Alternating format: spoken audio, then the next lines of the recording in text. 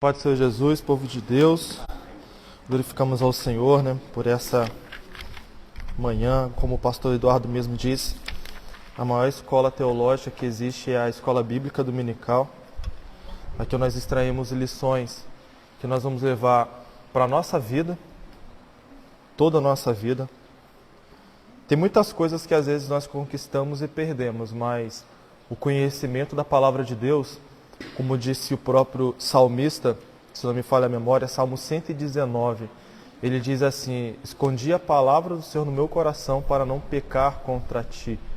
E quando nós vemos coração, fala de alma, de mente, intelecto, sede das emoções, e você esconder é colocar num lugar que ninguém pode tomar, é você guardar, é estar tão enraizado, está tão fundamentado na sua vida que pode se levantar qualquer vento de doutrina, pode o tempo passar, podem as coisas mudarem, podem as mensagens deixarem de ser cristocêntrica, e colocar o homem no centro da mensagem.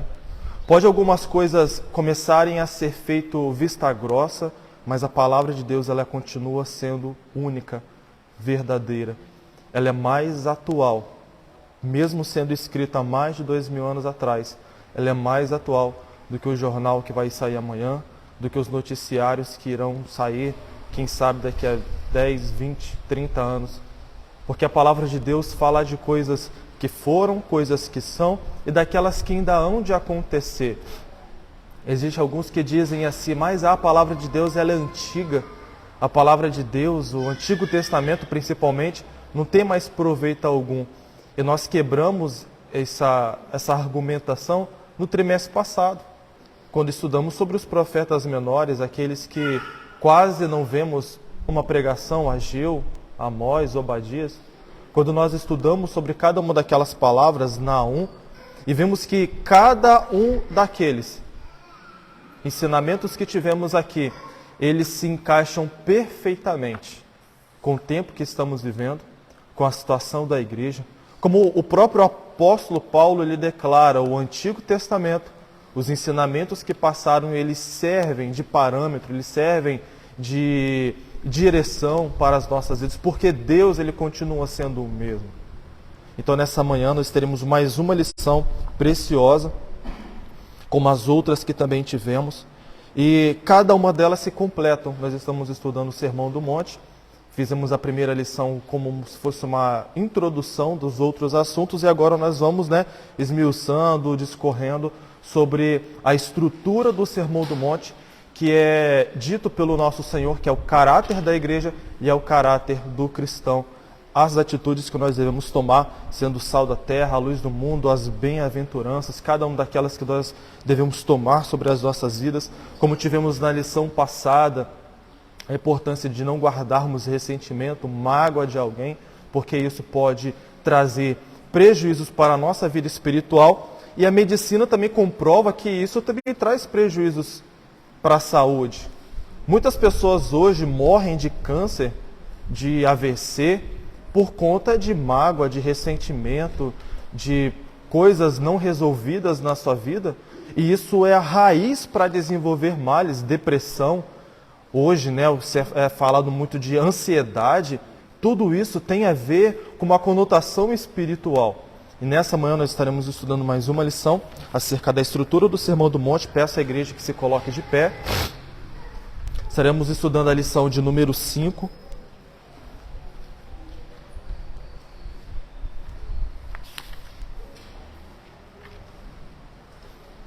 Que fala: o casamento é para sempre.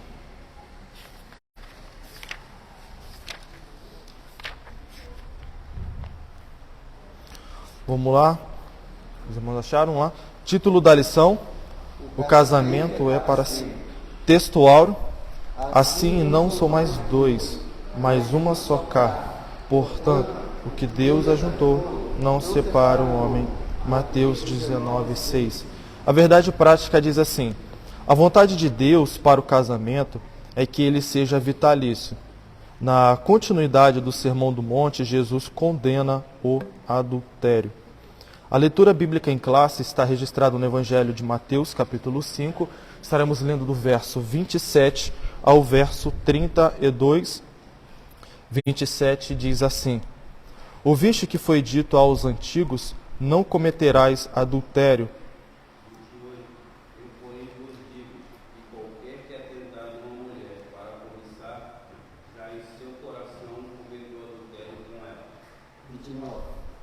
Portanto, se teu olho direito te escandalizar, arranca-o e atira-o para longe de ti, pois te é melhor que se perca os teus membros do que todo o teu corpo seja lançado no inferno.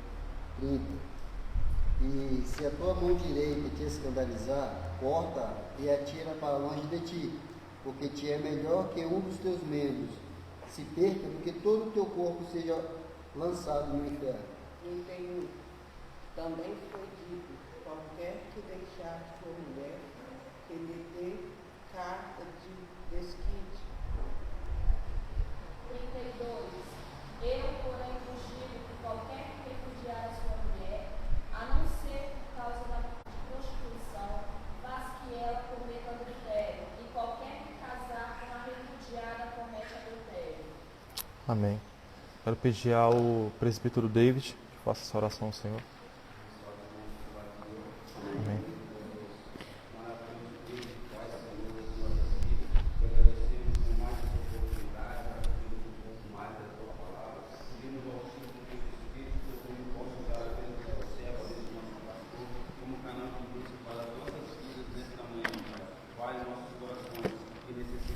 Jesus.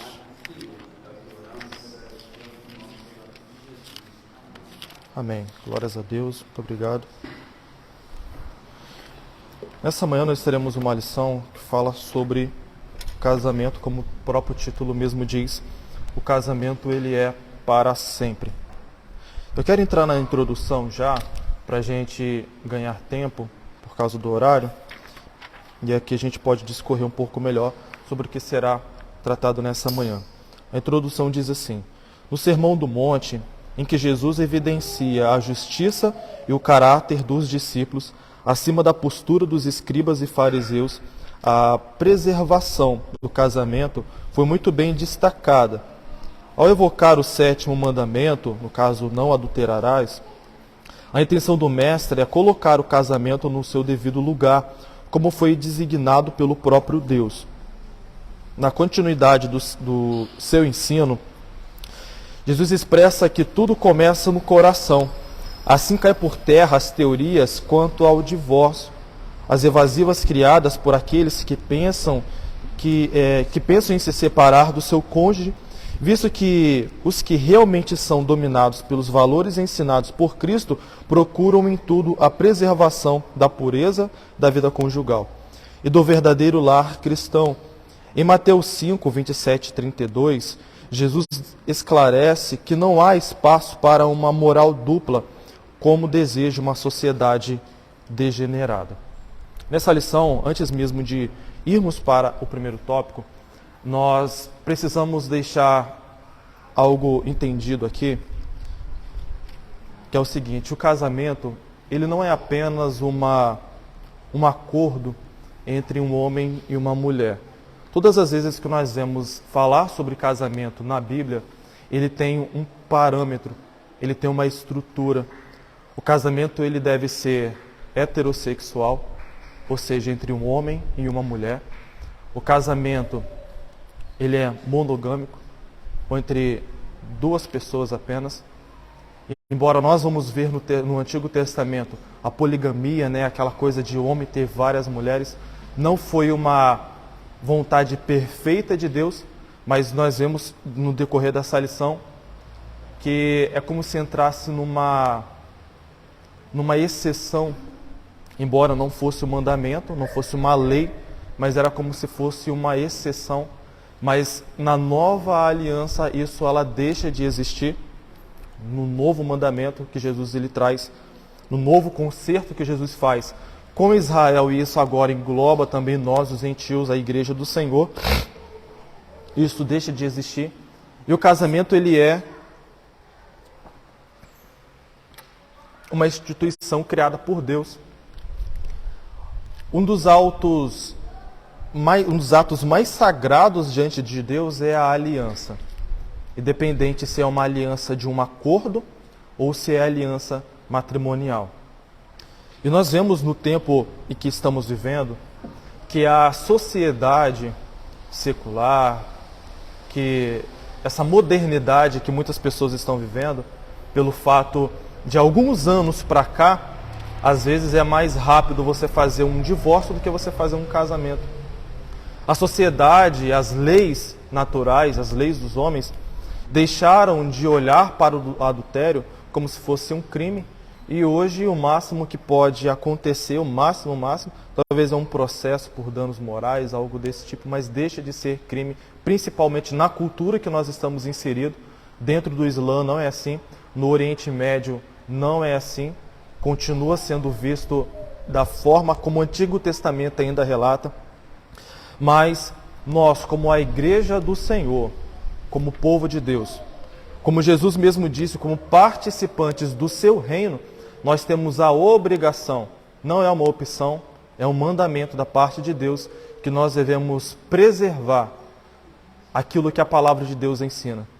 A igreja é uma referência para o mundo.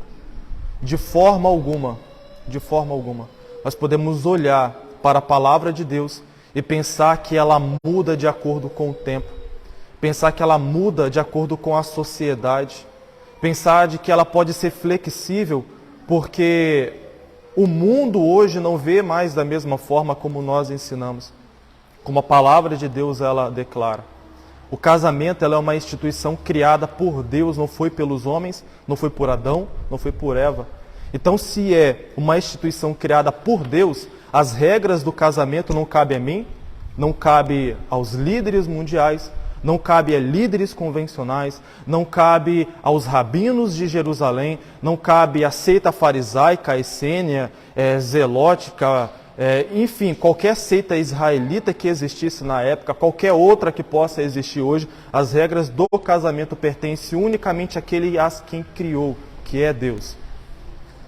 Tanto que quando nós olhamos para um acesso simplesmente na internet, nós vamos ver famosos principalmente, que anuncia casamento num dia, no outro dia está divorciando, casando com outra, e é aquela porcaria de pessoas apoiarem e darem qualquer espécie de incentivo a isso, porque tudo em torno da felicidade. E nós vamos ver na palavra de Deus, como Jesus ele mesmo declara, que não era assim. No capítulo 19, nós vamos esmiuçar esse capítulo e Jesus mesmo declara, quando foi questionado pelos fariseus sobre Moisés da carta de divórcio. Jesus ele declara, não foi assim no princípio. Não foi assim que Deus fez. Não é assim que Deus ele quer. É claro que tem as suas exceções. Essas exceções, se tiver tempo, a gente vai entrar nelas também. Mas o casamento ele deve ser mantido. O casamento ele deve ser perfeitamente obedecido diante da palavra de Deus. Existem intempéries na vida, existem falhas que algumas vezes como ser humano nós vamos cometer, mas nós jamais devemos ter como referência o mundo. Porque o mundo faz alguma coisa, nós vamos fazer. Porque o mundo aceita, nós vamos aceitar. Nós temos um Deus que é Senhor. Nós temos um Deus que, como a própria palavra declara, Ele é amor, mas um Deus que também exerce juízo. E juízo não é apenas do Antigo Testamento, quando Deus pune Israel pela sua prostituição, porque o pecado de idolatria diante de Deus é uma prostituição. Deus ele não apenas exerce juízo para a família de Acã, quando é conivente, quando é cúmplice do pecado dele, tomando despojos daquilo que era anátema diante de Deus, aquilo que era maldito. Mas juízo de Deus também existe na nova aliança, quando principalmente nós destacamos, Ananias e Safira cometeu um pecado consciente diante da presença de Deus. Deus ele é justo juiz. E nós devemos sempre tomar como parâmetro para as nossas vidas, como base, como manual, sempre a palavra de Deus. Nós vemos aqui nesse primeiro tópico, como nós já falamos, que o casamento hoje ele tem sido atacado. A família tem sido atacada, o modelo familiar tem sido atacado. Porque nós ensinamos, como já falamos aqui nessa manhã, que de acordo com a vontade de Deus, é que o casamento seja entre um homem e uma mulher, e a família seja construída após isso. Não importa se é filho do casal, se é filho adotivo, não importa. Esse é o parâmetro da igreja. Só que o mundo hoje entende como casamento, e até nos critica recentemente, quem acompanhou ou quem viu a cantora Bruna Carla, ela se posicionando dizendo que o casamento homossexual ou a relação homossexual é pecado diante de Deus. Isso Deus ele não aceita. Deus ele não tem qualquer espécie de compromisso com aquilo que foge da sua palavra. E ela foi atacada não só, obviamente, pela comunidade LGBT, por toda a militância gay, mas até por muitos cristãos.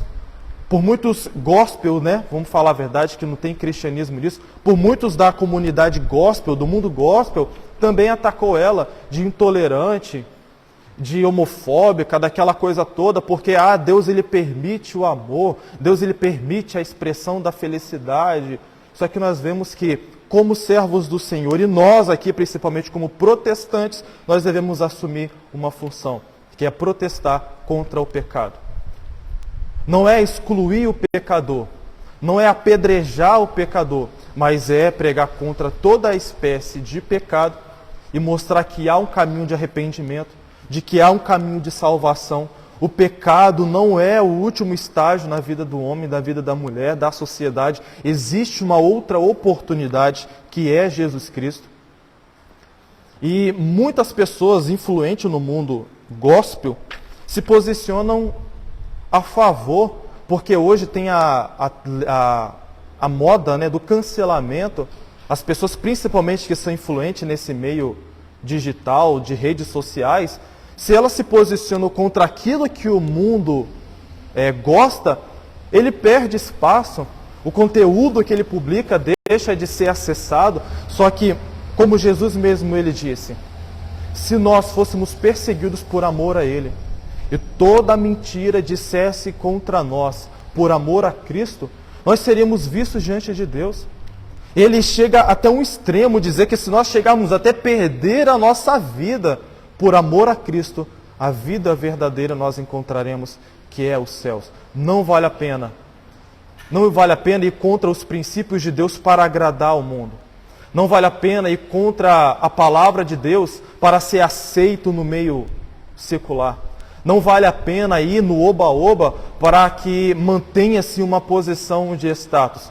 Porque Deus é aquele que nos assiste, o Senhor é aquele que nos acompanha e é Ele que julgará. Como a própria palavra nos diz, é Ele que tem na sua mão a pá. E Ele faz a separação daquilo que é palha e daquilo que é trigo. E nós fomos chamados pelo Senhor, como já vimos na primeira estrutura do Sermão do Monte, as bem-aventuranças, para sermos e fazermos a diferença. Como nós já falamos, o casamento ele tem sido algo tão atacado, que o primeiro tópico dessa lição começa com adultério. Parece ser uma coisa hilária, mas começa com adultério. Eu quero ler para ficar um pouco mais rápido, que diz assim: a condenação do adultério, definição de adultério. No grego, o termo, no caso o verbo grego, que é moichos ou moucheia, é cometer adultério, ser um adúltero, ter relação ilícita com mulher de outro, da mulher permitir o adultério ou ser devassa. Biblicamente, o adultério é definido como uma relação sexual que um homem casado com uma mulher que não é a sua esposa ou vice-versa, uma relação sexual fora do casamento.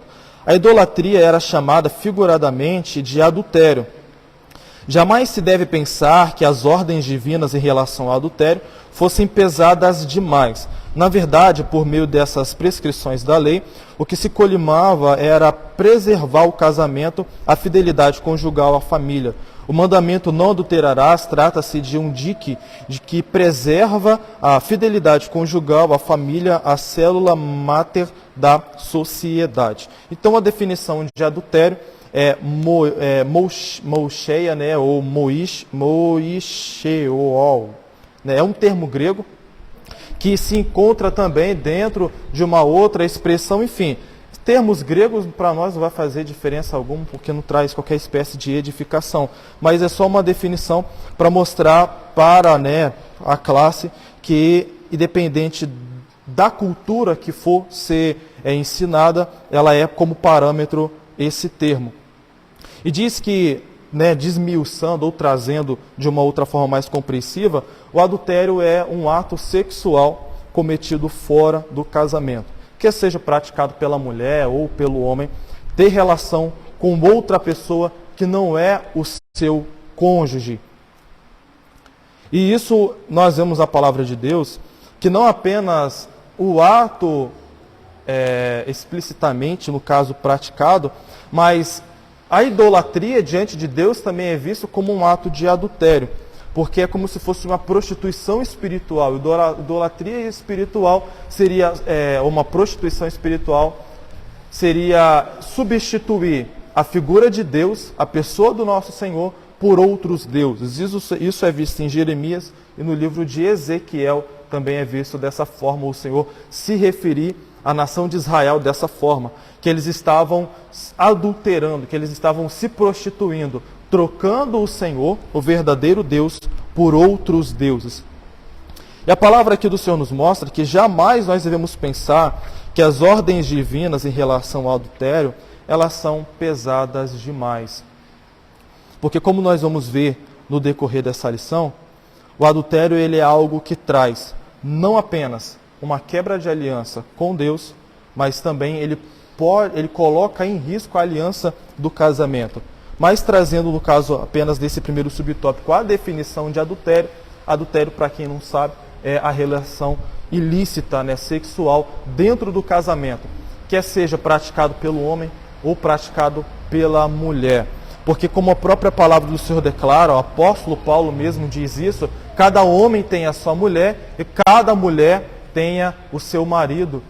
E dentro dessa ordem existe agora as suas diretrizes ou as suas obrigações para o homem e para a mulher, para evitar que crie espaços para Satanás e o adultério ele ganhe espaço na relação conjugal. Segundo subtópico diz a posição de Jesus quanto ao adultério.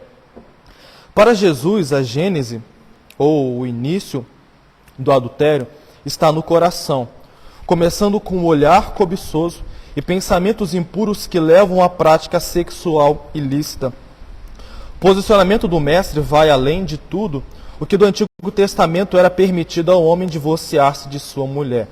Cristo vai ao cerne da questão e fala de um coração profano, contaminado, capaz de olhar cobiçosamente para a mulher e sem motivo conceder carta de divórcio à esposa.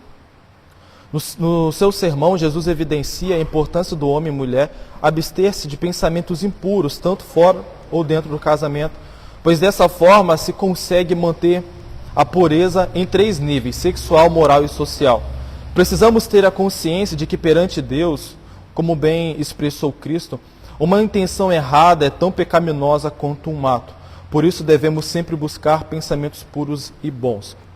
Aqui nesse segundo subtópico, posicionamento de Jesus quanto ao adultério, eu quero ler com os irmãos Mateus capítulo 19, quem quiser acompanhar na sua Bíblia. Mateus capítulo 19.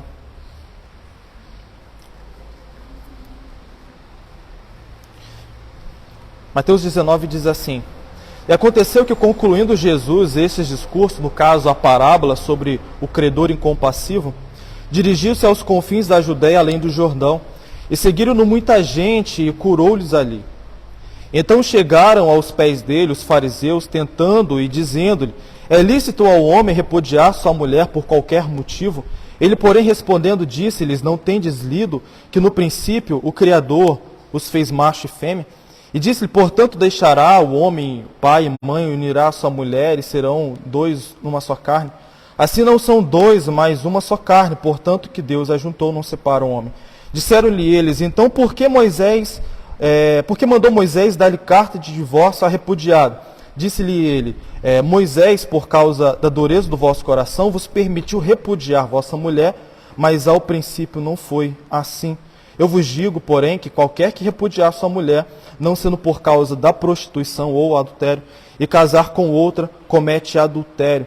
E o que casar com a repudiada comete adultério também.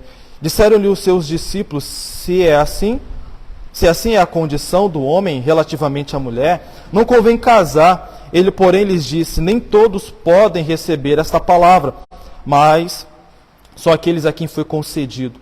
Porque há eunucos que assim nasceram do ventre da mãe, há eunucos que foram castrados pelos homens, e há eunucos que se castraram a si mesmos por causa do reino dos céus. Quem pode receber isso, que receba.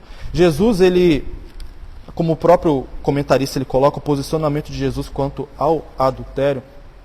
Nós vemos Jesus ele ser bem enfático aqui no capítulo 19, dizendo que o adultério isso é algo que, por mais que com o passar do tempo era visto diante das pessoas como algo natural, mas não é algo legítimo diante de Deus. Como eu já disse a princípio, o adultério ele é uma quebra de aliança, não apenas com Deus, mas uma quebra de aliança também conjugal.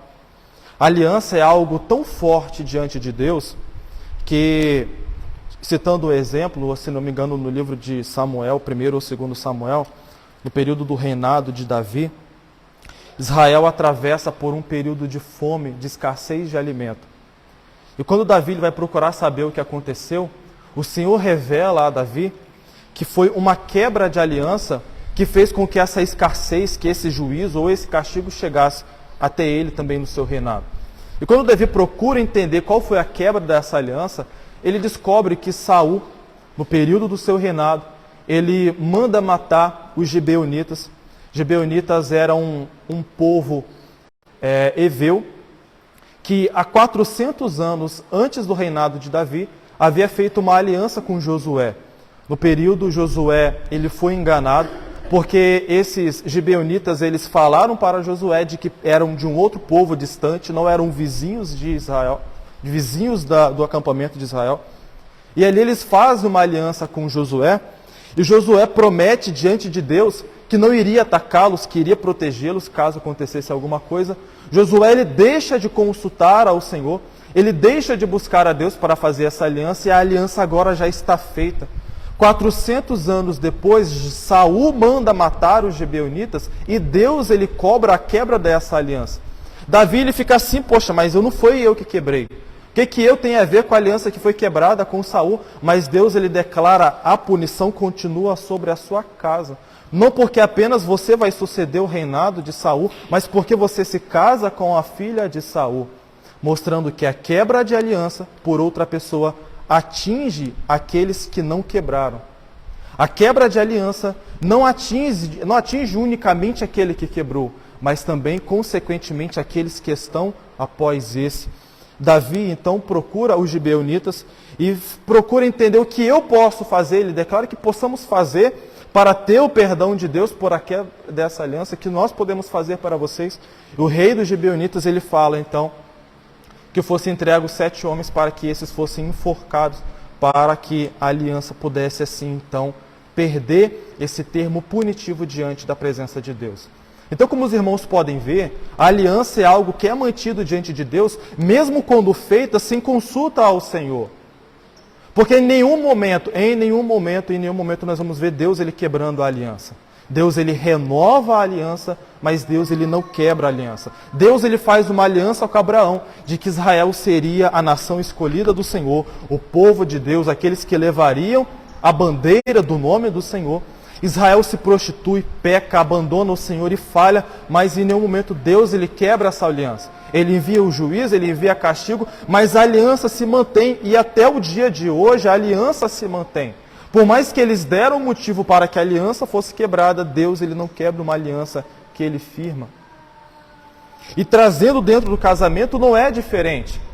No Antigo Testamento, quando nós vamos ver acerca do casamento e acerca principalmente do adultério, que é o tema que nós estamos estudando, o adultério era algo tão terrível diante da sociedade que, se os irmãos nunca pararam para poder pensar nisso, vocês vão refletir agora sobre isso.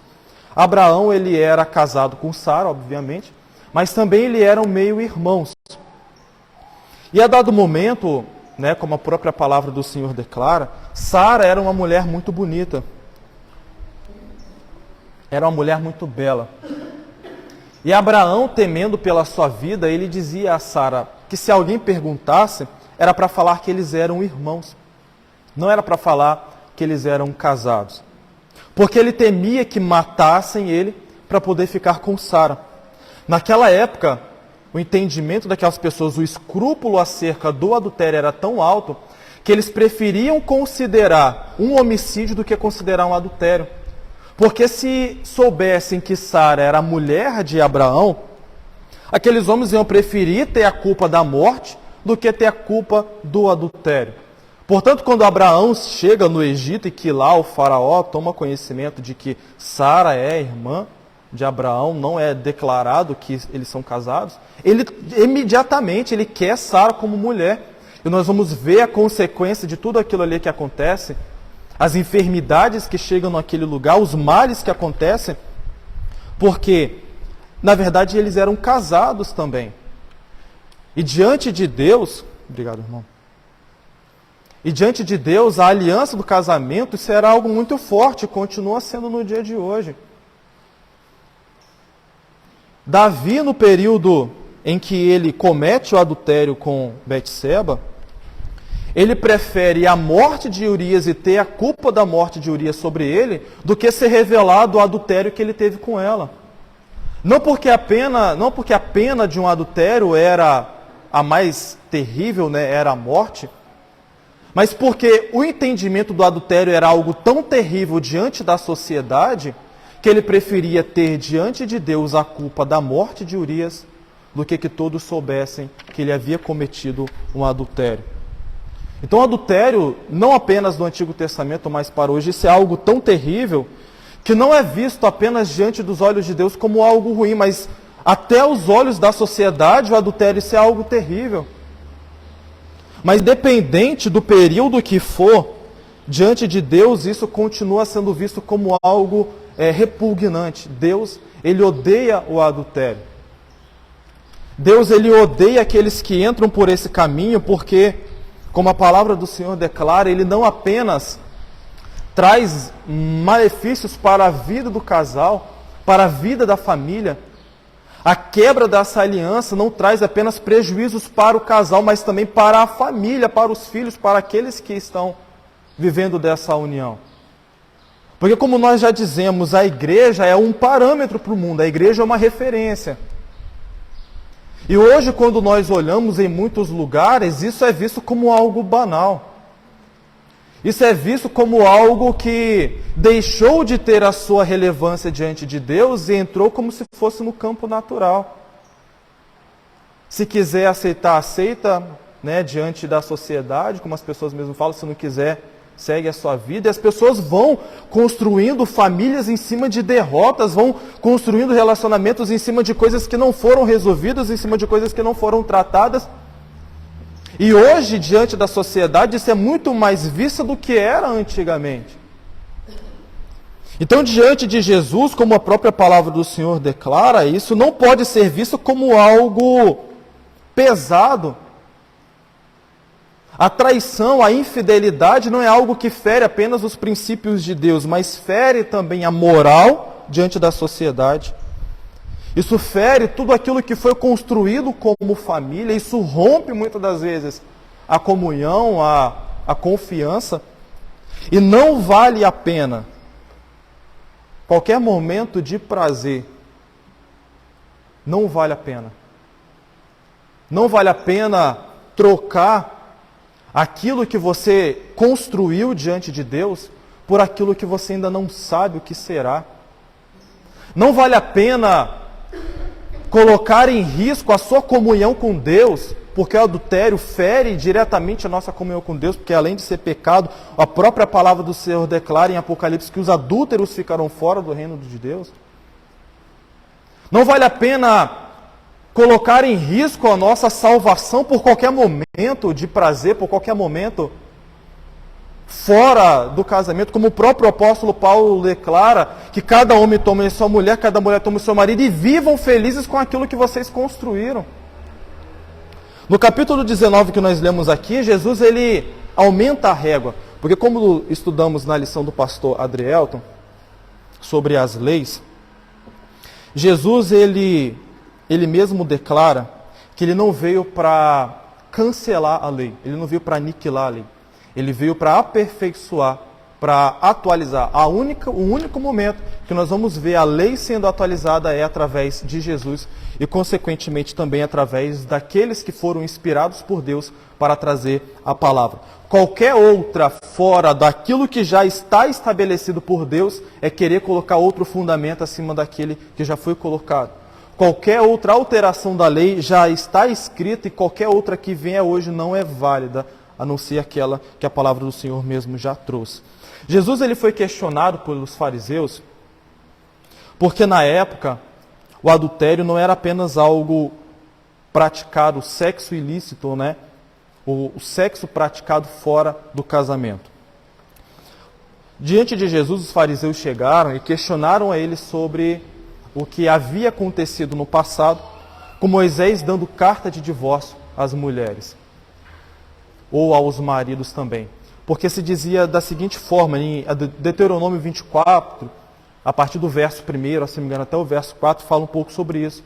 Que quando se casavam, se a mulher não agradasse o marido de alguma forma, ou se ela desrespeitasse, se fosse imoral, ele dava carta, seria permitido isso já dentro, né, não como mandamento, mas como uma exceção.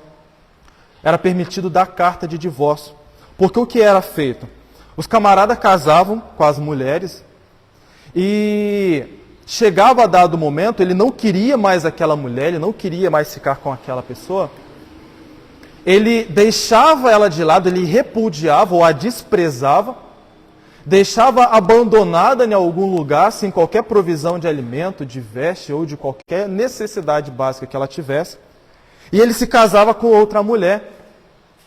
Porque, no entendimento deles, se ele fosse se separar dela, ele teria que bancar, ele teria que arcar com um custo, como o dote ou alguma espécie de indenização para aquela mulher. Quando Moisés ele olha para o templo, lá para a sociedade, e ele tem autoridade de Deus porque ele é legislador do povo de Israel, ele vê que muitas mulheres estão sendo largadas, muitas mulheres estão sendo abandonadas e elas ficam impedidas de reconstruir a sua vida porque o seu marido não quer ela mais. Moisés vai e Moisés permite que essas mulheres recebam carta de divórcio e que essa carta de divórcio é uma legalização para que ela possa agora construir novamente a sua família, ela possa reconstruir a sua vida com aquele que quisesse casar com ela. Ela recebe o dote, recebe uma indenização do seu, no caso, ex-marido, e agora ela pode seguir a sua vida. Mas ele também declara que se ela se casa com outra pessoa, ela não tem qualquer impedimento pelo fato do seu marido ter dado carta de divórcio.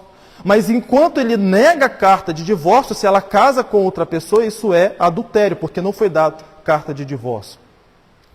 No ministério de Jesus ele é questionado por isso. Quando eles perguntam sobre aquilo que Moisés ele havia feito. E Jesus ele mesmo declara que não era assim no princípio. Que não foi assim que Deus fez. Não foi essa a vontade perfeita de Deus. Deus permitiu que aquilo acontecesse porque Moisés era legislador do povo, mas isso não era algo visto como bons olhos diante de Deus, tanto que no livro de Malaquias, capítulo 2, se não me engano, o verso 14 ou o verso 16, é repugnante, é abominável diante dos olhos de Deus. Isso aborrece a Deus, o divórcio em qualquer parâmetro que seja. Mas quando eles chegam diante de Jesus e falam, mas Moisés ele permitiu a carta de divórcio para o marido ou para a mulher. E Jesus ele declara, como nós já falamos em lições passadas, na primeira lição, ou na lição que o próprio pastor Adrielton trouxe, que quando o ministério de Jesus ele começa a exercer, no livro de Hebreus, o escritor aos Hebreus diz que com a mudança de sacerdócio há mudança de lei. O sacerdócio de Levi, ele é substituído pelo sacerdócio de Cristo, que é a segunda ordem de Melquisedeque. Então, o Antigo Testamento, ele começa, partes dele, a ser validado através do ministério de Jesus. Por isso que nós vamos ver Jesus dizendo da seguinte forma: não foi dito aos antigos né, não cometerás adultério, aí ele diz, eu porém vos digo. Esse eu porém vos digo é Jesus validando a lei no Novo Testamento e fazendo uma atualização, fazendo uma aperfeiçoação, um aperfeiçoamento da lei. Quando Jesus, por exemplo, ele diz, não foi dito aos antigos, né, não cometerás adultério, eu porém vos digo, que aquele que olha para uma mulher e cobiça a mulher e tem mais intenções no seu coração, aquele que se porta dessa forma, ele já comete adultério com ela. Então, o adultério diante de Deus não é simplesmente o ato praticado, mas o adultério também é algo premeditado, ele é algo pensado. No segundo tópico nós vamos falar um pouco mais sobre as intenções do coração, mas diante de Deus, como Jesus mesmo ele declara, ele aumenta a régua, ele aumenta o parâmetro, nós vamos dizer assim, de dificuldade. Porque o adultério era o ato praticado sexual fora do casamento. Mas Jesus ele diz, aquele que olha para uma mulher e no seu coração ele já cobiça ela, e com mais intenções ele olha para essa mulher, no seu pensamento ele já comete adultério com ela. Não é ela com ele, é ele no seu pensamento já comete adultério com ela. E Jesus ele também declara dizendo que aqueles... No verso 9 ele diz, eu porém vos digo, porém que qualquer que repudiar sua mulher, não sendo por causa da prostituição, e casar com outra comete adultério. O que casar com repudiada também comete adultério. Nesse primeiro tópico nós estamos falando sobre adultério. Então adultério não é apenas o ato sexual praticado fora do casamento. O adultério ele tem um parâmetro de ato praticado, ele tem o parâmetro de algo pensado, premeditado, e o adultério também ele se encaixa quando há repúdio ou carta de divórcio fora daquilo que a palavra do Senhor estabeleceu, que são as cláusulas para um divórcio. No terceiro tópico nós também vamos falar um pouco mais sobre isso, mas cláusulas para que o casamento seja desfeita, nós vemos claramente 2 na palavra do Senhor, e tem um terceiro que divide opiniões, como o apóstolo Paulo declara na carta aos Coríntios, mas 2 são mais explícitos, que são após a morte, né, a viuvez, no caso assim, a pessoa pode constituir uma nova família, mas após o adultério, pode também ser feito o divórcio. Mas independente se tem adultério ou não, o divórcio ele é algo repugnante diante dos olhos de Deus. E como nós estamos falando acerca de adultério, a palavra de Deus também fala sobre a importância de exercer a reconstrução da família. Porque quando Jesus ele fala sobre quebra de aliança, quando Deus fala sobre a quebra da aliança, a palavra também fala sobre a renovação e sobre a transformação da família. Nós vemos muito acontecer no dia de hoje, como Jesus ele mesmo disse, que a carta de divórcio foi concedida pela dureza do coração. As pessoas preferiam reter o perdão e ficar com aquilo guardado do que buscar a transformação, a renovação da família. E nós temos diversos testemunhos, é só olhar, às vezes para a família, para alguém, que nós vamos ver que quando há um adultério, que há um divórcio, que há um novo casamento, a maioria das vezes ele tem uma grande possibilidade de ter novamente um novo divórcio. Porque são pessoas que vêm com traumas, são pessoas que vêm com feridas que não foram resolvidas, que não foram tratadas. E isso acaba se arrastando e vai levando pessoas também junto, como nós já dissemos, os filhos. E muitas das vezes o exemplo que fica é daquilo errado que ficou. Então, diante da palavra do Senhor, nós vemos que muitas das vezes, para algumas pessoas pode dizer assim, mas é fácil falar quando você não vive isso. Mas, de acordo com a palavra de Deus, o Senhor ele preza muito mais pela renovação do lar, pela reconstrução da família, do que da carta de divórcio, mesmo quando há a possibilidade e a legalidade dentro da palavra, que é através do adultério. Na conclusão e até o desfecho dessa lição, nós vamos ver que o casamento ele é algo fundamental diante de Deus. A família ela é a base da nossa sociedade. Se nós temos uma família saudável, nós vamos ter uma igreja saudável, nós vamos ter uma comunidade saudável. Mas se nós vemos um lugar aonde são tragédia em cima de tragédia, famílias sendo desconstruídas, desfeitas e pessoas seguindo os exemplos, porque isso não é algo que está distante de nós. Porque é muito comum quando você vê uma mãe solteira, a filha dela muitas das vezes segue o mesmo caminho. E a mulher que tem filho de um, filho de outro, e vai construindo aquilo ali, e os filhos vão seguindo o mesmo caminho, porque tudo vem de exemplo. Se Jesus falasse uma coisa e fizesse outra, os seus discípulos não iriam cumprir aquilo que ele falasse, iam fazer aquilo que ele fazia. E Jesus mesmo, ele declara que ele é a referência. Nós devemos ser seus imitadores, nós devemos imitar ele, nós devemos seguir a ele.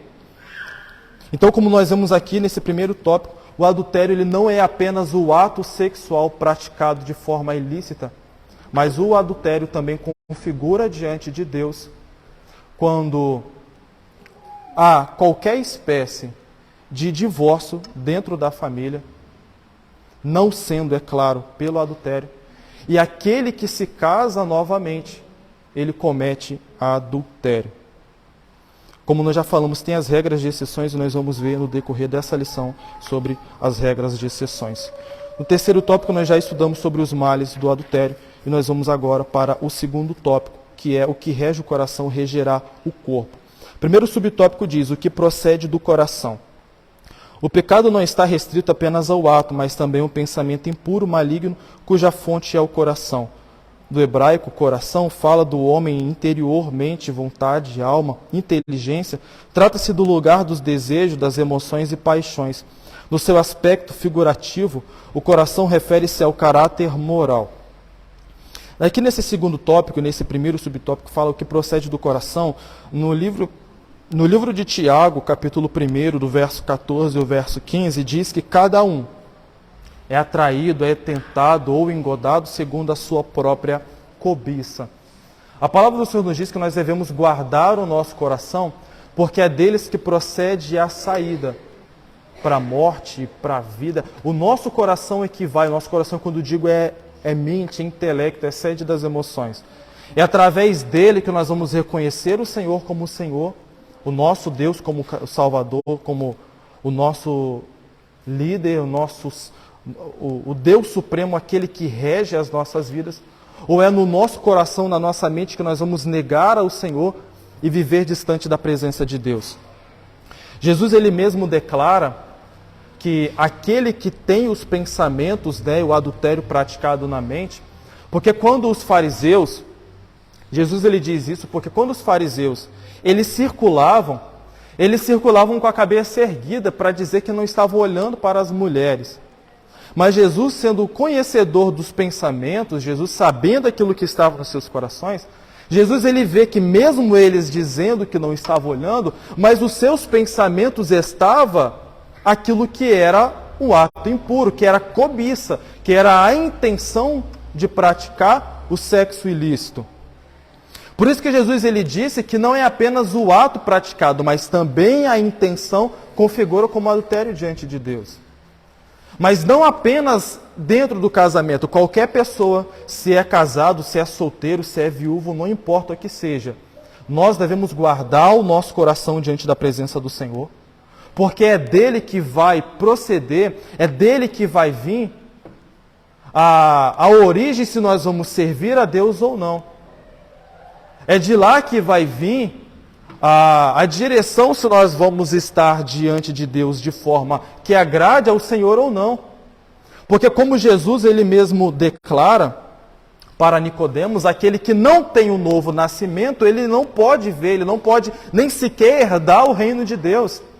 Porque aqueles homens, os fariseus, eles tinham uma aparência, eles tinham uma postura de que eram defensores da palavra, de que eram defensores dos princípios de Deus, mas os seus corações estavam corrompidos diante do Senhor. E Deus, ele não quer saber unicamente daquilo que você fala, ele olha para aquilo que você vive, porque eu posso estar ensinando algo para os irmãos e vivendo completamente o contrário daquilo que eu estou vivendo. E é isso que é visto diante dos olhos do Senhor. É isso que o Senhor examina quando olha para cada um de nós. Ele olha as intenções dos nossos corações. Ele olha para aquilo que nós vamos fazer. O salmista mesmo declara que Deus, ele conhece aquilo que nós vamos pensar, aquilo que nós vamos falar, antes mesmo de nós pronunciarmos. Satanás, ainda quando era Lúcifer, ou a Escritura se refere a ele como filho da alva, quando ele estava lá nos céus, o pecado ele vai nascer no seu coração, na sua mente, no seu intelecto. Antes mesmo dele verbalizar ou ele disseminar aquilo com a terça parte dos anjos do Senhor, aquilo nasce no seu coração. E a partir do momento que isso nasce no seu coração, Tiago ele diz que é só um passo para que isso seja cometido, porque todo pecado premeditado, uma hora, ele vai ser cometido. A cobiça, o adultério, como nós estamos estudando nesse tópico, ou no tópico passado também, ele diz que ele não, muitas das vezes, ele não é por um impulso, ele é premeditado. Não só o adultério, mas a fornicação, a mentira, o engano. Qualquer espécie de pecado, existe também aqueles que são cometidos como Atos declara, né, no ato da ignorância, e que não deixa de ser pecado, mas ele não é levado em conta diante de Deus, mas continua sendo pecado também, que Deus ele perdoa, vamos dizer assim, né, o tempo da ignorância do homem. Mas todo o pecado, ele, a princípio, ele nasce no coração, na má intenção, no mau pensamento. E se você vai nutrindo isso no seu coração, é questão de tempo, é questão de oportunidade para que isso aconteça. É questão de tempo para que isso seja praticado. Por isso que nós devemos guardar o nosso coração diante da presença do Senhor. Por isso que nós devemos guardar a nossa mente diante do Senhor. Por isso que nós devemos preservar, e a palavra do Senhor declara que nós temos que ter a mente de Cristo.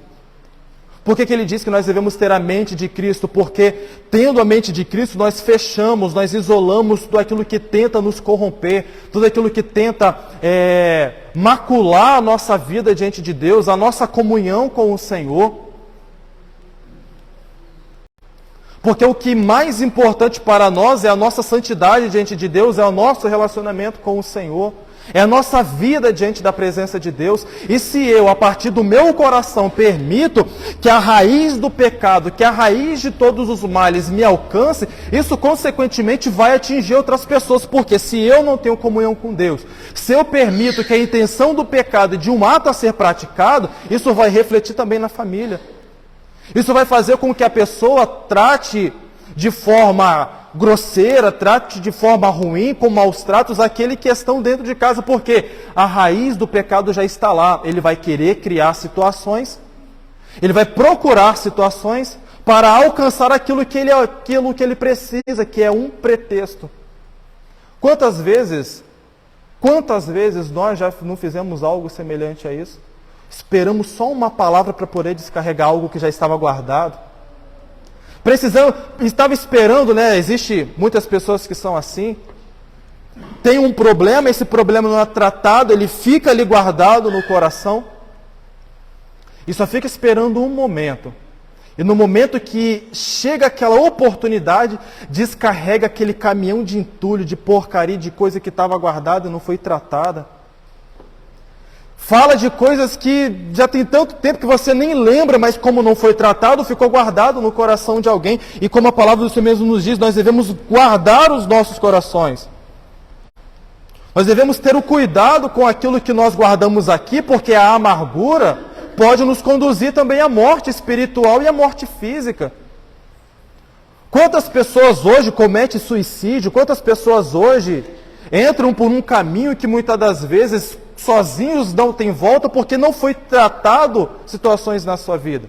Quantas pessoas entram por um caminho de depressão profunda porque fecha o coração, fecha a mente para o Senhor e prefere ficar mergulhado naquilo que mais te faz sofrer, naquilo que mais faz mal, do que tentar solucionar, do que tentar resolver? Meu irmão, se você ou qualquer pessoa que está nos assistindo,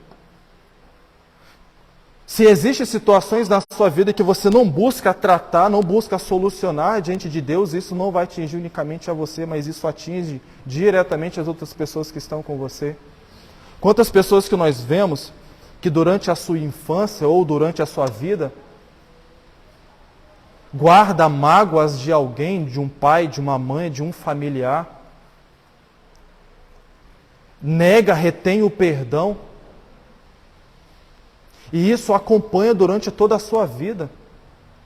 Nós vemos aqui na parábola do credor incompassivo, ele busca o perdão de Deus, mas ele nega o perdão para alguém. Porque nenhum de nós somos juiz para dizer que eu posso buscar incessantemente o perdão de Deus, mas reter o perdão para aquele que busca o perdão e tem o arrependimento. Deus, ele não nos trata assim, mas imagine se Deus ele nos tratasse assim. Imagine se Deus olhasse para nós e fizesse da mesma forma, ele negasse o perdão. Hoje nós vivemos diante da graça de Deus, diante da misericórdia do Senhor, mas nós também devemos ter o entendimento que a graça de Deus não é uma permissão para viver uma vida de pecado. A graça de Deus não é uma permissão para poder guardar coisas na nossa vida e não solucionar e não resolver diante do Senhor. Existe uma doutrina satânica, demoníaca, que tem crescido muito nos nossos dias, que foi abordado na lição passada do antinomismo, né? E que tem também outros nomes, se alguém já ouviu ou não, mas que é a doutrina da hipergraça, que é algo que tem se espalhado entre as igrejas, entre muitos lugares, como uma erva daninha, tem sufocado muitas das vezes a palavra de Deus em muitos corações, que é o entendimento do seguinte: não, a graça de Deus, ela perdoa o pecado. Deus, ele não leva em consideração, porque o amor dele é muito maior. Deus, ele é amor. Deus, ele é misericórdia. A essência de Deus é a compaixão, é a misericórdia. Jesus, ele mesmo lá, quando foi levado a mulher adúltera, ele disse: eu também não te condeno.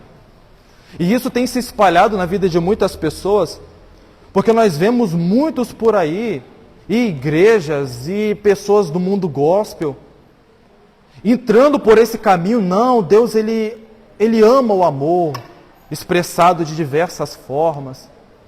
Pessoas, pastores influentes na sociedade, aceitando casamento, união homossexual, aceitando pessoas fora com uniões, né, fora do casamento, de pessoas que não são divorciadas ali, e vive como se tivesse tudo bem. E vive muitas das vezes, os união estável também. Por quê? Porque tem a intenção de mais atrair pessoas do que pregar a palavra de Deus. E a doutrina da hipergraça tem crescido de uma forma tão assustadora, que hoje, quando você vai ler alguns comentários na internet, você vai ver que as pessoas preferem acreditar nisso. Não, Deus, ele exerce a misericórdia infinitamente. Mas quando nós lemos lá, naquela passagem que Jesus ele perdoa a mulher adúltera, ele também disse, na continuidade, na sua palavra, ele disse: vai e não peques mais. Porque a graça não é apenas, nós já temos falado isso desde a primeira lição e temos falado consequentemente sobre isso. A graça não é apenas para perdoar o nosso pecado, mas a graça de Deus também é para nos dar força, condições, empoderar a nossa vida para vivermos em santidade diante da presença do Senhor. Se não fosse assim, Jesus não tinha dito para que a mulher ir e não pecar mais. Porque a vida do pecado, isso corrompe a nossa vida diante de Deus. A prática contínua do pecado. Não quer dizer que nós nunca vamos falhar, mas se você está falhando todos os dias na mesma coisa, isso não houve arrependimento na sua vida. Se a pessoa está todo dia ali na mesma coisa, no mesmo erro, consequentemente pecando, por mais que venha pedir perdão de Deus e continua, esse não alcança misericórdia, porque a palavra é clara quando diz que aquele que deixa, aquele que se arrepende, aquele que busca o perdão de Deus, ele abandona aquela prática de pecado, esse vai alcançar misericórdia. Mas se eu todos os dias estou pecando na mesma coisa, eu estou enganando a mim mesmo. E existem outros que são pior, ele vive na prática ali do pecado, e ele agora só se arrepende quando o pecado é descoberto, quando, por exemplo, Davi, o homem segundo o coração de Deus. E quando o pecado dele estava ali, entre ele e seu capitão, porque o capitão sabe que ele mandou matar o Urias, Mas enquanto o pecado dele não havia sido revelado, ele estava ali como se estivesse tranquilo. A partir do momento que é contado para ele aquela história, a sentença não vem de Deus, a sentença vem dele, que sofra 4, 5 vezes mais. Aquele que se portou dessa forma. E Natan diz, esse homem é você, Davi. Então quem decretou a sentença sobre a vida dele foi ele mesmo. A sua família é destruída por consequência de um adultério. Os seus filhos se levantam contra ele, um estupra a outra irmã.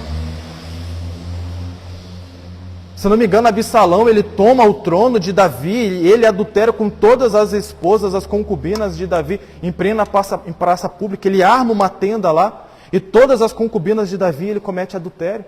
Porque o adultério ele traz consequências para a vida, como eu já disse desde o começo dessa lição, não apenas para aquele que comete, mas também para aqueles que vivem dentro dessa família. É preciso buscar o arrependimento diante de Deus, é preciso deixar, é preciso transformar, como a própria palavra do Senhor nos diz, devemos transformar a nossa mente. Paulo declara isso, que nós devemos buscar a transformação da nossa mente através daquilo que já temos recebido de Deus. Não vos conformeis com este mundo, mas transformai-vos através da renovação do vosso entendimento, da vossa mente. Nós não devemos nos conformar, mas nós devemos transformar esse mundo através da renovação do nosso entendimento. Se nós, como igreja, não nos posicionarmos, isso vai ser visto como muitas pessoas como algo banal. O adultério vai ser visto como muitas pessoas como algo irrelevante. A destruição da família vai ser visto como muitas pessoas como algo superficial.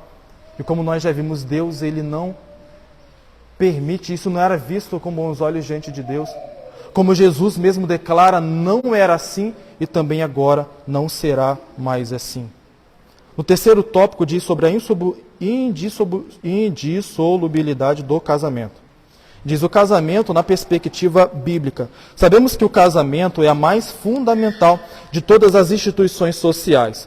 Na perspectiva divina, o casamento deve ser uma união permanente em que o homem e a mulher entram em uma aliança, como eu já disse, que é uma aliança diante de Deus, a fim de construir uma união única na mais perfeita intimidade. Não querendo jamais que os votos do casamento fossem quebrados, Deus deu a ordem, não adulterarás. A singularidade dessa maravilhosa união foi destacada por Cristo quando falou do vínculo conjugal, expressando que não são mais dois, mas uma só carne. Paulo via essa união de maneira tão cândida que comparou o amor de Cristo, que se sacrificou pela igreja, ao amor do marido para com a sua esposa.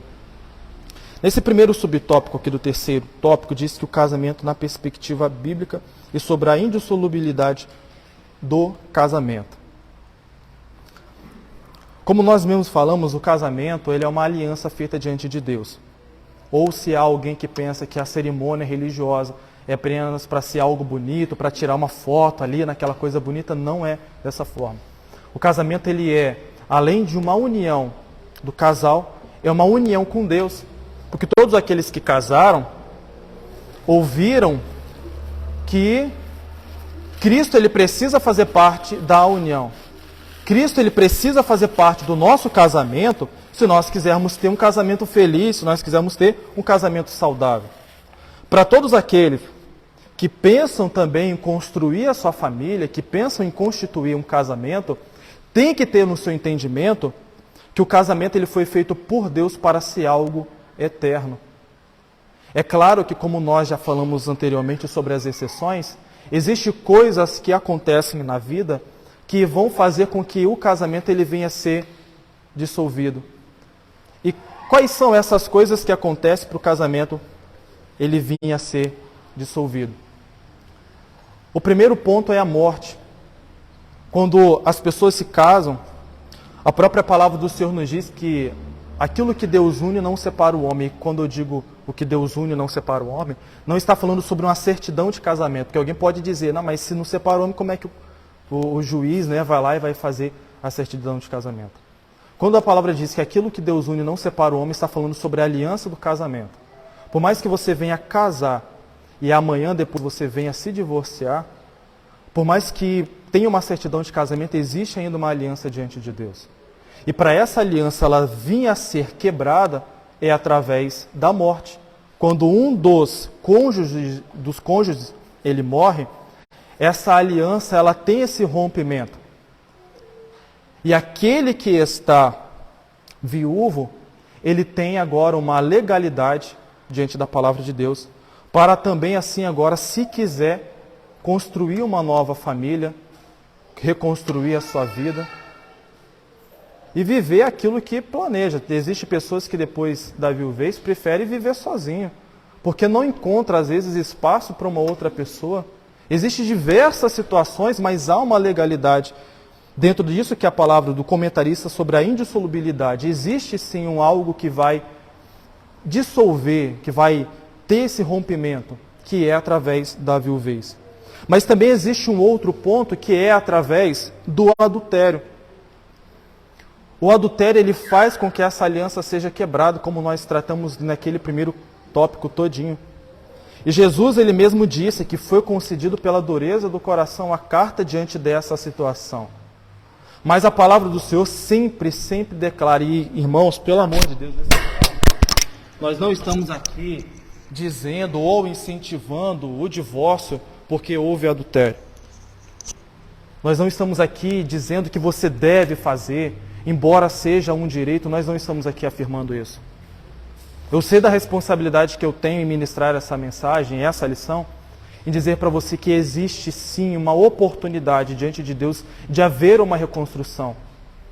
Existem diversas famílias que passaram por esse momento, em que houve arrependimento, em que houve busca de reconstrução, e que a família foi restaurada, os valores foram mantidos ali, e hoje vivem felizes, vivem realizados diante da decisão que tomaram.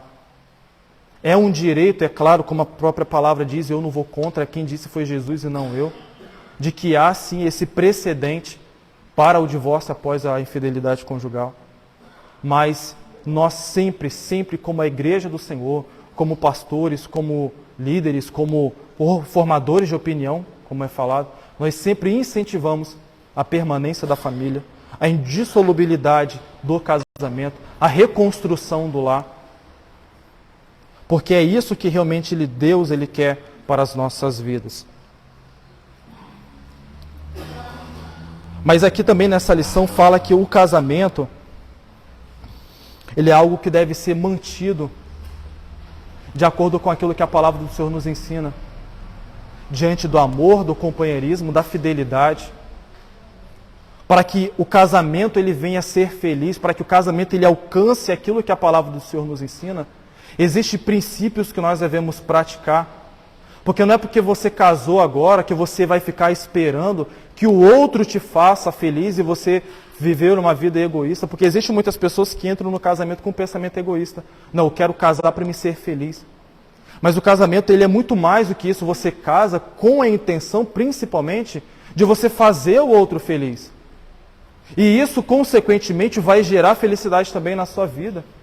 Porque existem pessoas que são egoístas, que só pensam nele. Não, eu estou casando porque eu quero uma empregada, eu estou casando porque eu quero alguém para lavar minha roupa, para fazer minha comida. Eu estou casando porque eu quero alguém para me fazer feliz. E quantas vezes nós já não ouvimos alguém falar assim, né? Eu estou casando porque eu quero ser feliz. E pouco se importa com o seu cônjuge. Pouco se importa com aquilo que o outro pensa, com aquilo que o outro sente.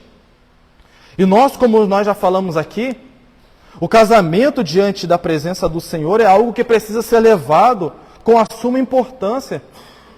Porque a própria palavra do Senhor declara que o apóstolo Paulo compara o amor de Cristo, o amor de Deus com a igreja, como o de um marido com uma mulher. Que assim como Cristo deu a sua vida por amor à igreja, nós, maridos, também devemos amar as nossas mulheres. A nossa esposa, né, vamos dizer assim, no contexto geral. Nós, como marido, devemos amar a nossa esposa, a esposa deve amar o marido, tem que haver a questão da honra, a questão...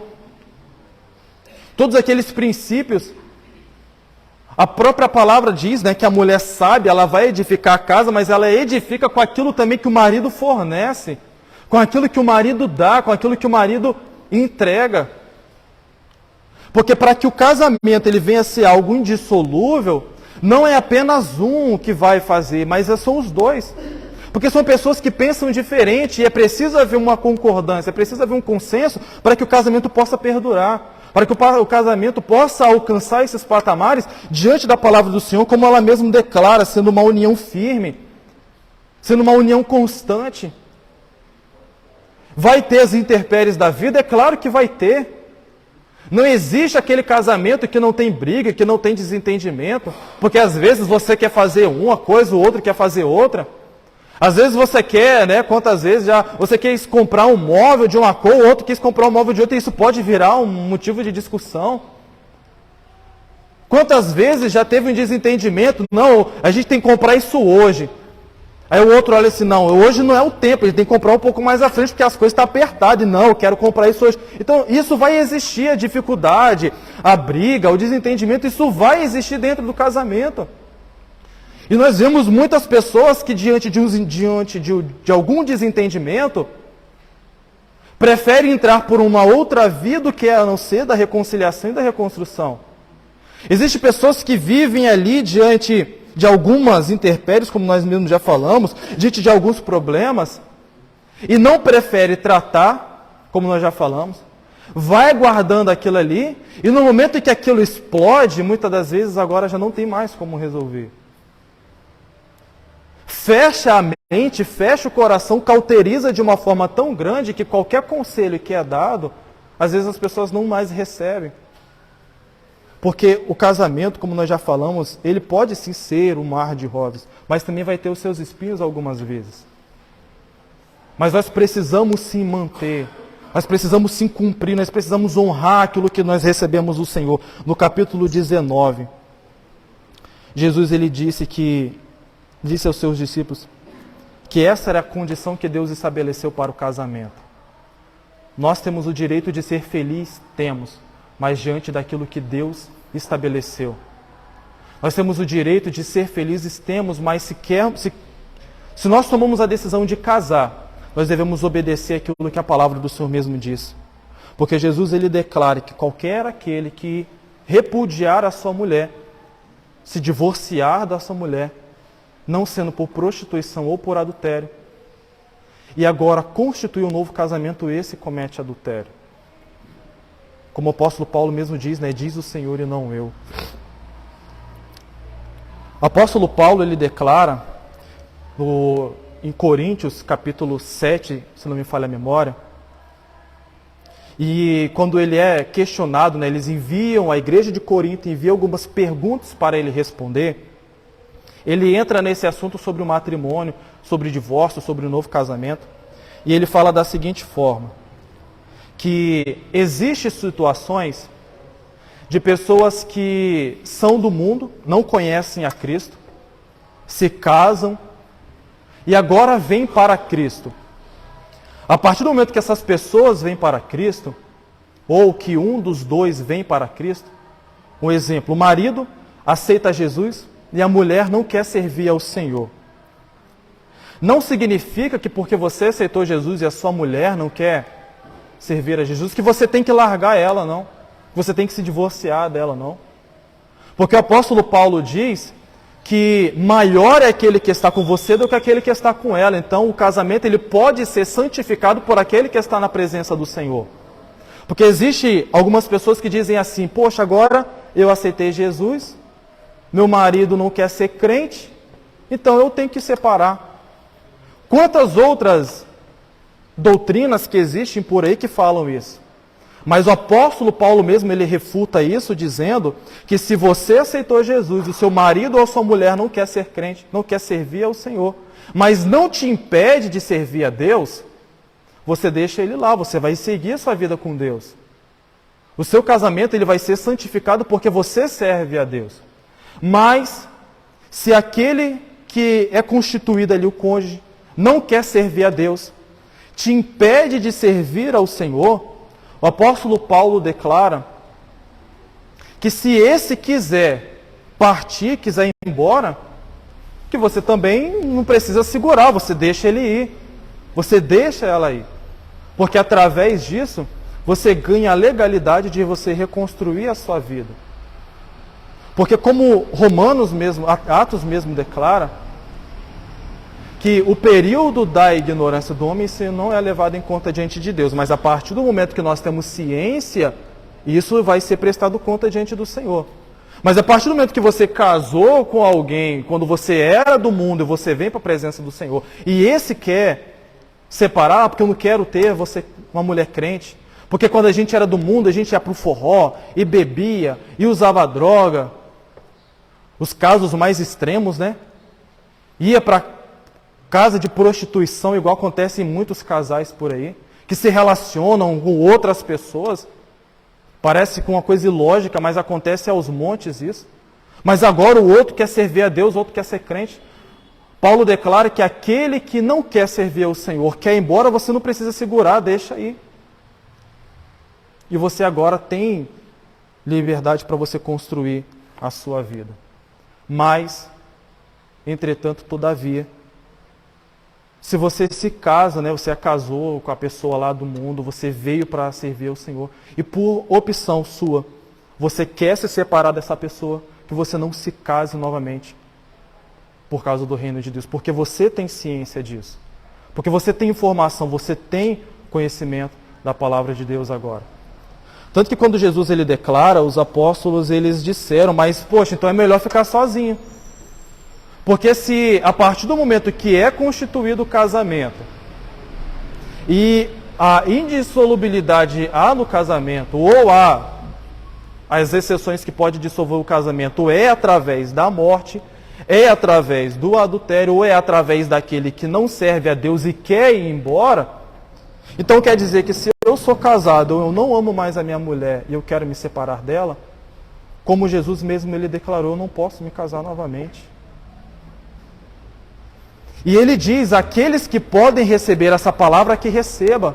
Porque aqueles que nasceram eunucos, quem não sabe eunuco é aquela pessoa que não tem, ou não tem necessidade de uma relação sexual, ou tem alguma espécie de deficiência que impede essa pessoa de ter relação sexual. O apóstolo Paulo, como nós vemos, ele diz, seria melhor que todos fossem igual a mim. Que não se casasse, que vivesse em prol do reino de Deus.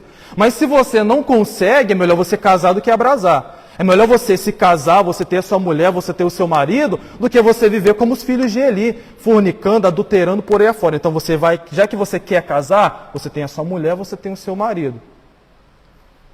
E dentro disso o apóstolo Paulo também declara que um não pode negar o corpo ao outro, a não ser que haja uma concordância entre o casal, de que por um breve período de tempo se dedicar à oração, se dedicar ao jejum, mas que não seja isso mantido eternamente, porque a pessoa, não, eu vou me dedicar, sou casado, quero dedicar meu corpo a Deus e agora não existe mais. Isso é dar lugar para o diabo, como o apóstolo Paulo mesmo declara. Se você quer viver dessa forma, então não casa. Porque existem pessoas que são assim, eu não, sei lá, eu sou um eunuco, eu não tenho interesse nenhum. E vai se casar para quê? Então, melhor que viva igual o apóstolo Paulo mesmo declarou. Vive igual Jesus, em prol do reino de Deus. Mas, se porventura casou e quer ser um tempo abster-se da relação sexual, que haja um consentimento entre o casal, se dedique ao Senhor, mas que isso não possa perdurar, para que não haja espaço para Satanás. Porque existem pessoas que criam situações para adultério também. Eu não falei isso no primeiro tópico, mas estou falando agora. Existem pessoas que criam situações para que o outro cometa adultério. Nega-se a intimidade. Muitas das vezes o outro nem é crente, ou é crente, o outro, enfim, se é crente ou não.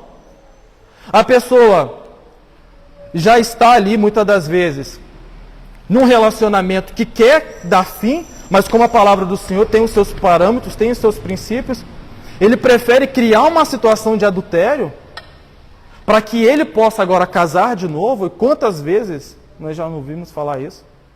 De pessoas que criaram uma situação para que o seu cônjuge pudesse adulterar e ele concedesse ali o divórcio. Mas a palavra do Senhor diz que se eu me comporto dessa forma, eu sou tão cúmplice do pecado quanto aquele que pratica. Porque eu provoquei uma situação, Paulo mesmo declara que um não negue o corpo ao outro, a não ser que seja por um período de tempo em concordância entre os dois para a dedicação à oração e à busca do Senhor.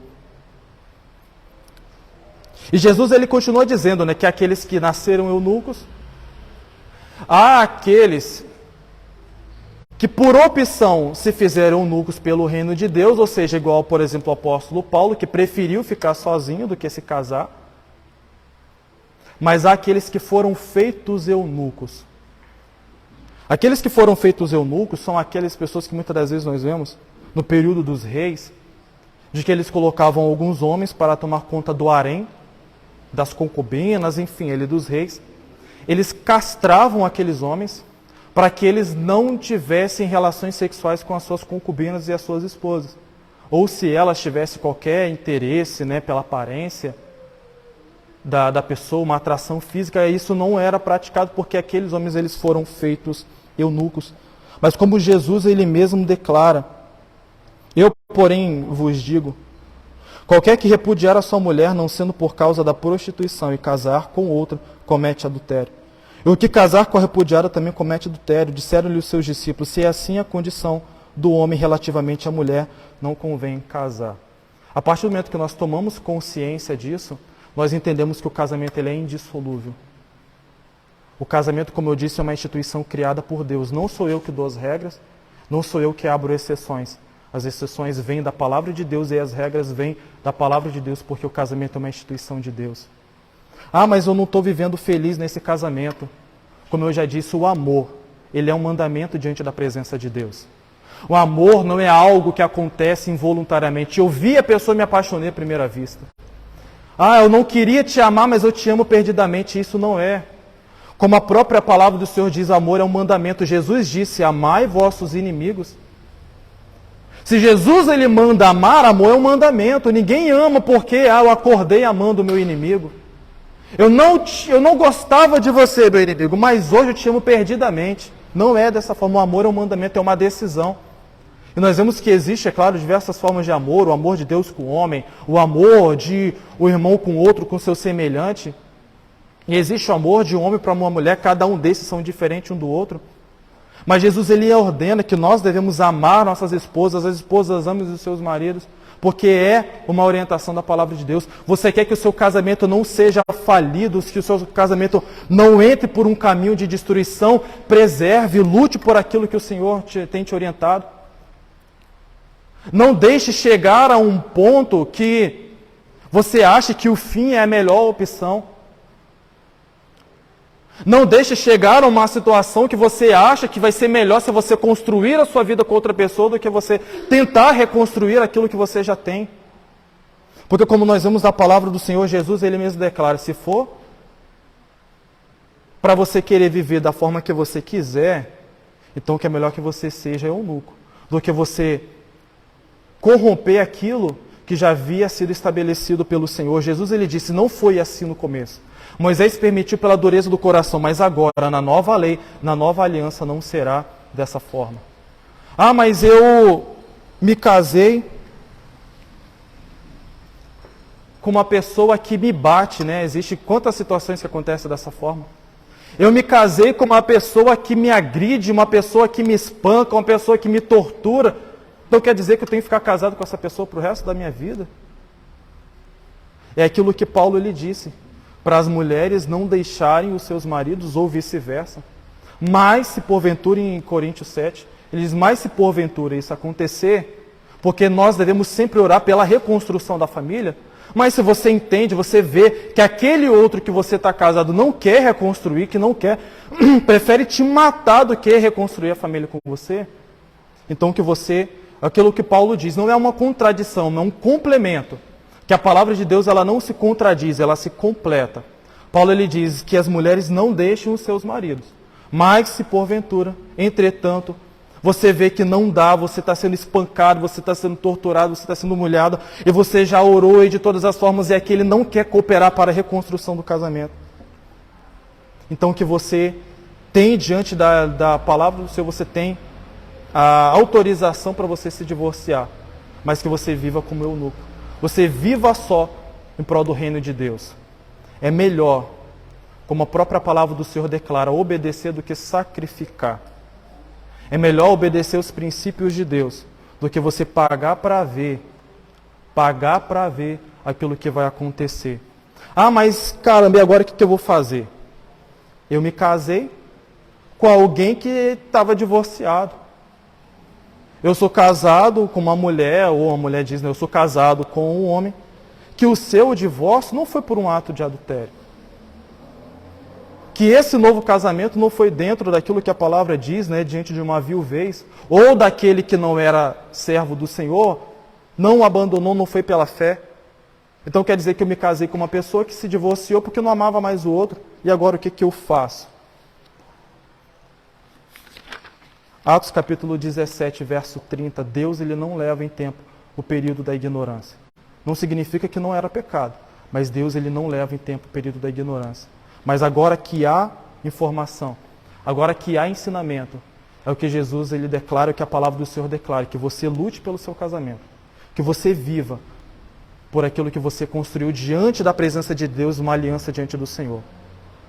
Se há infidelidade, você não quer reconstruir, você quer construir sua vida com outra pessoa, nunca olhe por esse caminho, olhe por aquilo que a própria palavra do Senhor declara, a reforma, a reconstrução do casamento. Nunca veja o divórcio como uma opção, porque como Malaquias, que às vezes a gente fala de Malaquias 3, mas esquece de Malaquias 2, ele fala que Deus, o divórcio, o repúdio, isso é abominável, isso aborrece ao Senhor. Que Deus ele preserva o casamento, a união da família. Mas, como Jesus ele mesmo declara, se você, ou se qualquer pessoa, quer se divorciar porque eu não sou mais feliz nesse casamento, não houve adultério, enfim, qualquer outro tipo de situação, Jesus ele mesmo declara que esse viva, como Jesus mesmo disse aos seus apóstolos e aos fariseus. Ah, mas isso não serve para o dia de hoje. Quem disse que não serve? Quem disse que não serve? Porque Jesus ele disse, não foi dito aos antigos lei de Moisés, eu porém vos digo. Desde a primeira lição nós temos falado sobre isso. O eu porém vos digo é a atualização do que Jesus tem feito para a nova aliança, que é segundo o seu sacerdócio, a ordem de Melquisedeque. Isso é parâmetro para a lei de Deus. Viva feliz com a sua mulher, viva feliz com o seu marido, lute pelo seu casamento. Se tem dificuldade, procure ajuda, procure conselho, não espere o barco naufragar, não espere a coisa entrar numa situação que você não consegue mais resolver. Procure sempre Deus para a sua família, procure sempre Deus para a união do seu lar, porque os seus filhos, eles verão aquilo que é feito dentro da sua casa. Porque a maior herança, meus irmãos, a maior herança que nós deixamos para os nossos, para a nossa prole, é o nosso exemplo. Porque eu posso estar aqui falando do amor de Deus, e dentro da minha casa eu posso talvez estar dando um mau exemplo para o meu filho. Como que eu vou querer agora exigir algo dele? A palavra do Senhor não é um livro de teorias, mas é um livro de fé e de prática. São aqui os princípios deixados por Deus para que nós venhamos seguir. Ah, eu não quero seguir isso. É você e Deus, mas Jesus já estabeleceu. Ninguém coloca outro fundamento acima daquele que Jesus já estabeleceu. Que Deus possa abençoar a sua vida. Nós tivemos uma lição nessa manhã que falou muito sobre adultério. O comentarista ele foca muito sobre o adultério, porque é algo que tem destruído muitas famílias, muitos lares. Mas como nós já falamos, não entre, não pense em primeira mão, não tome uma atitude precipitada. Procure conselho, procure orientação. Procure tratar as feridas que têm aparecido na sua vida, no seu casamento. Tem aparecido dificuldades, né? Não teve, enfim, infidelidade, sexo ilícito, como a própria palavra declara. Como algumas pessoas falam, incompatibilidade, hoje não bate mais. As ideias não fecham mais. Procure sempre a orientação diante do Senhor, porque no começo não foi assim. Procure resgatar lá atrás aquilo que você viu, aquilo que tinha. E procure consertar nos dias de hoje. Ah, mas não tem mais conserto. Como eu disse, não tem mais conserto.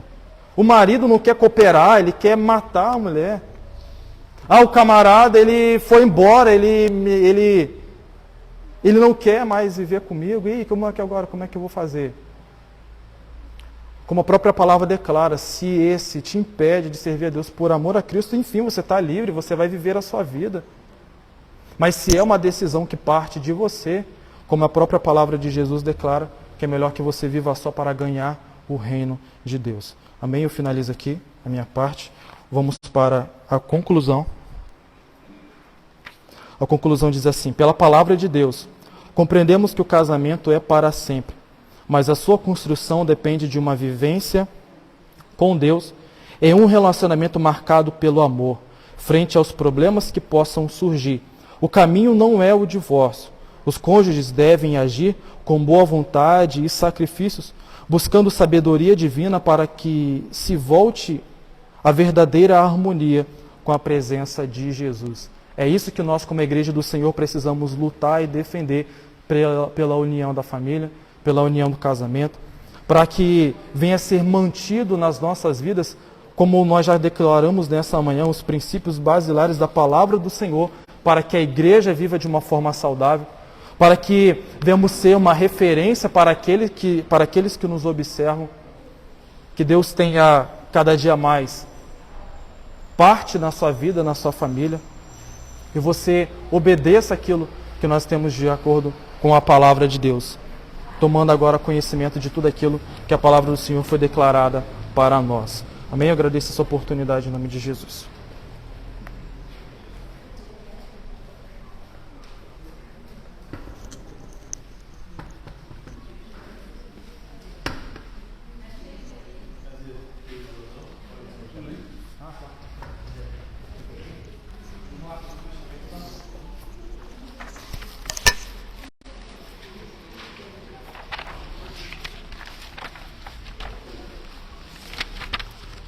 Lição de número 5, no título da lição, o casamento é para sempre.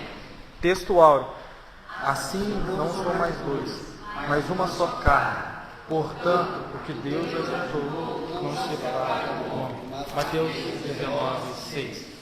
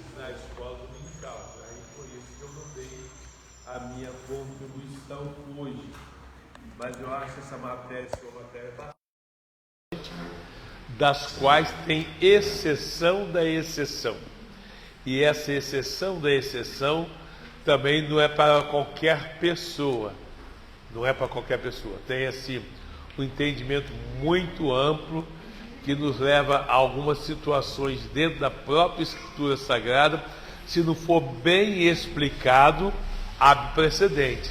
Então, por isso que eu não me manifestei, porque não havia tempo hábil, e a gente não pode começar uma matéria e deixar aberto precedente para que outras pessoas pensem que possa fazer também.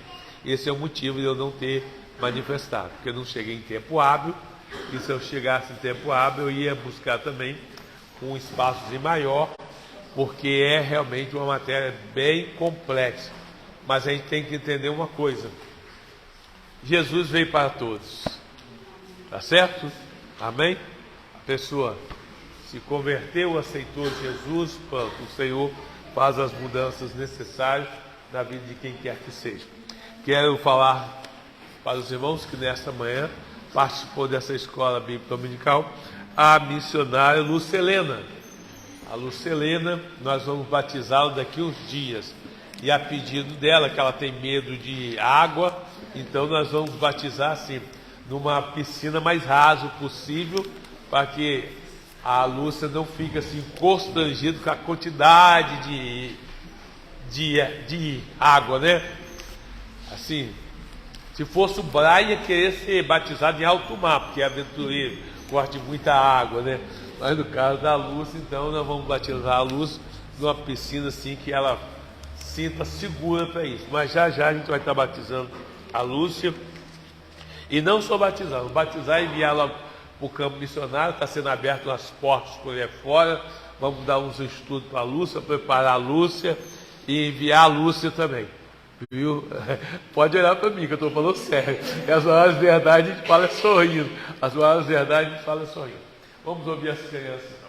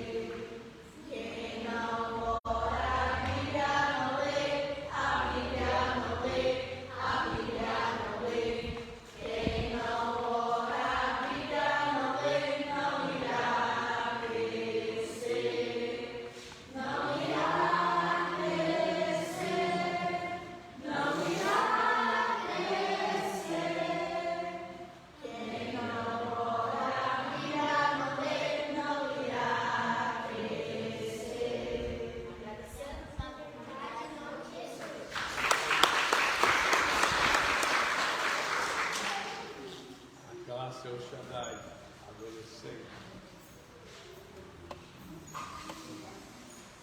Vamos à igreja com a paz do Senhor. A obediência verdadeira. Jesus continuou: se vocês me amam, obedeçam aos meus mandamentos. João 14:15.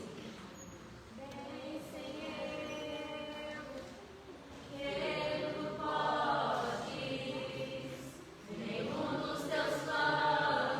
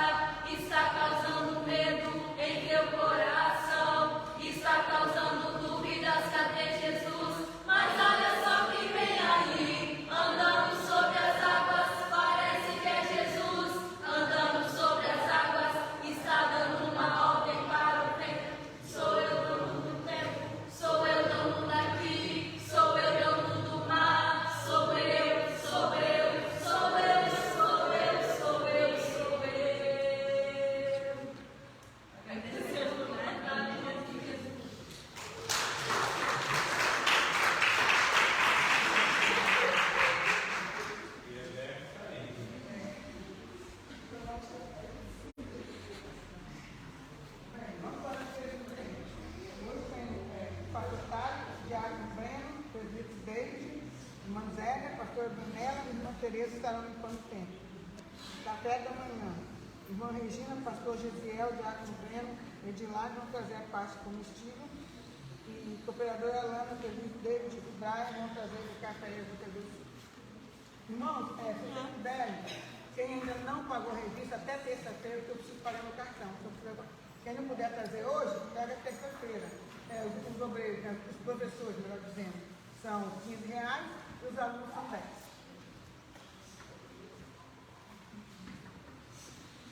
Fala com o Marineu, quase dos cordeirinhos, 7 matriculados, 4 presentes, 3 ausentes, não tem visitante, total de assistência 4, 1,95 de oferta. Estrela da manhã, 7 matriculados, 3 presentes, 4 ausentes, 2 visitantes, total de assistência 5, R$3 de oferta. Adolescente, 6 matriculados, 5 presentes, 1 ausente, não tem visitante, total de assistência 5, R$3,35 de oferta. Classe dos jovens e adultos, 38 matriculados, 28 presentes, 10 ausentes, 1 visitante, 29 de assistência, oferta 27,15. Total geral de frequência 43, total geral de oferta 35,45. Vocês vejam, meus irmãos, glórias ao Senhor. Né? Gideon, o que você fala para trás? O que você diz para trás? Se não chover, os irmãos encontram com o diácono Gideon aonde ele marcar, no céu, na terra, nos campos, lá. Onde marcar, e à noite estaremos reunidos em nome de Jesus para adorar na beleza de sua santidade. Eu quero fazer notório aos irmãos alguma coisa acerca do culto de ontem em relação ao culto de quinta-feira. Vou ficar quieto, hein? No culto de quinta-feira, então o pastor Gesiel não sabia que era o tema da festa do círculo de oração. É claro, não sabia também que ele não deu cartaz, né? Se tivesse vindo o cartaz, eu sabia que era o tema. Na hora que ele estava pregando, foi pregar e o pastor dizendo: meu Deus, ele vai pegar o mesmo tema da festa do sábado e tal. Mas ali já tinha uma providência de Deus para nós. A mensagem de ontem nós já recebemos ela na quinta-feira, porque senão eu ia ficar sem ela mesmo.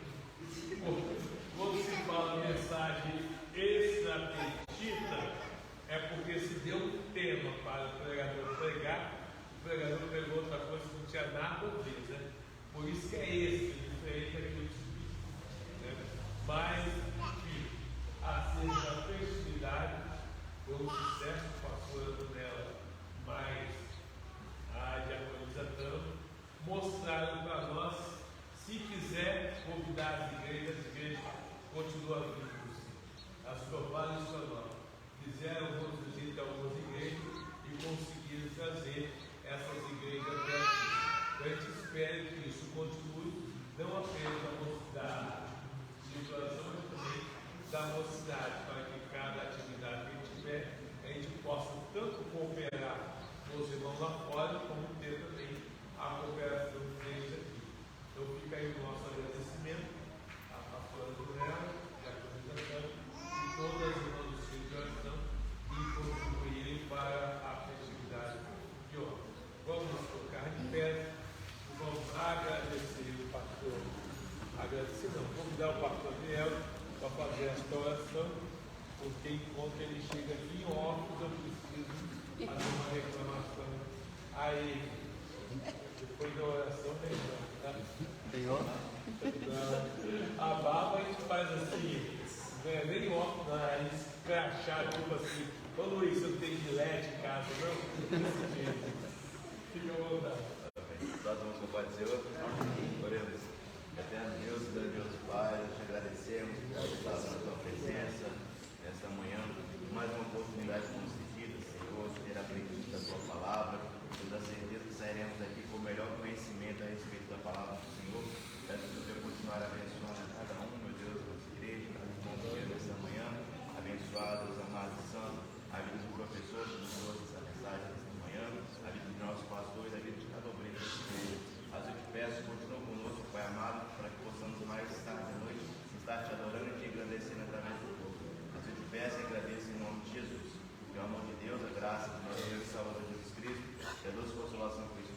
nós esteja com todos que amem agora na vida do Senhor.